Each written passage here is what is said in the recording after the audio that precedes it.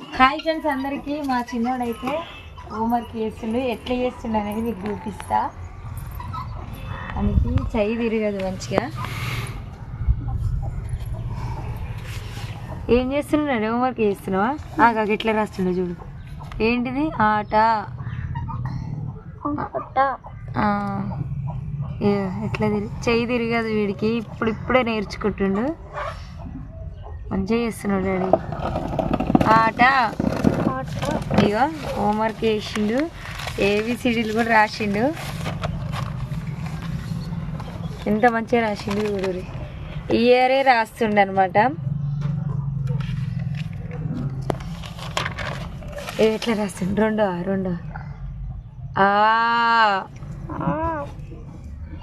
ఓ